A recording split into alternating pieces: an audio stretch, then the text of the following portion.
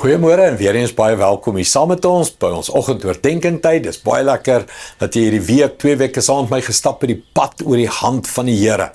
En ja, ek het in die begin was dit net lekker, maar nou begin mense my vra en e-possies en sulke goedjies. So gister het ek gedeel van dit is prakties. Dis vir die alledagse lewe. Die hand van die Here help jou fisies in jou elke dag se lewe.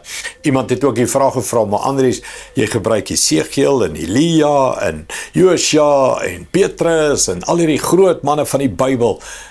Wat van my gewone mens lewe? Nou, Handelinge 11, kom ek vat jou nou die storie toe. Handelinge 11 is wat die kerk het deur vervolging gegaan deur Stefanus en toe het die Christene net uit mekaar uitgespat uit Jerusalem uit. Gewone Christene, nie die apostels nie Petrus, Johannes, Jakobus, al hierdie smart, slim oukies en die goed in die Bybel wat ons van lees nie. Gewone Christene, en dis wat die Bybel sê.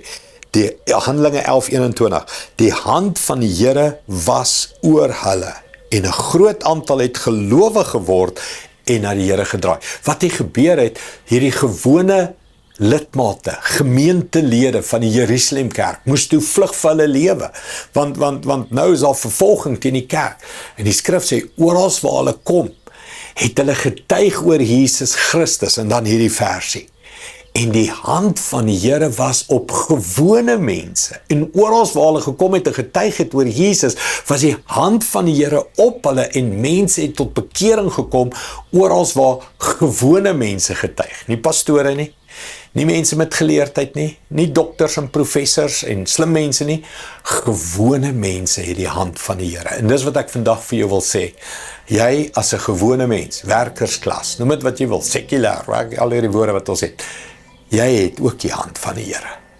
En waar jy is, kan jou lewe ook so vrug dra, dat ander mense tot bekering kom. By jou werksplek kan mense sien die hand van die Here is op jou en tot bekering kom. Jy kan so getuig. Ja, vervolging het veroorsaak dat jy op 'n plek werk waar jy nie wil werk nie, en swaarkry of siekte of wat ook al, het jou gedryf na plekke toe waar jy nie wil wees nie. Maar die hand van die Here is op jou. En mense moet en kan tot bekering kom as gevolg van die hand van die Here op jou lewe. Kom ons bid dit saam. Hemelse Vader, baie dankie dat die belofte van u hand op my is vir elke mens. Is vir elkeen. Nie net vir predikante nie net vir profete, Jesegiel en Jesaja en al die smart mense in die Bybel nie, vir gewone mense. Vir mense, elkeen van ons. Dankie Here, en ek bid nou dat u hand vandag saam met mense gaan, en waar hulle getuig, waar hulle leef, waar hulle vriendelik is, waar hulle praat, dat mense tot bekering sal kom, want u hand is op gewone mense, oral op hierdie planeet aarde, en oral waar u hand is, daar kom mense tot bekering. Dankie daarvoor, in Jesus naam, amen. Dankie liewe vriende, sien jou weer môre.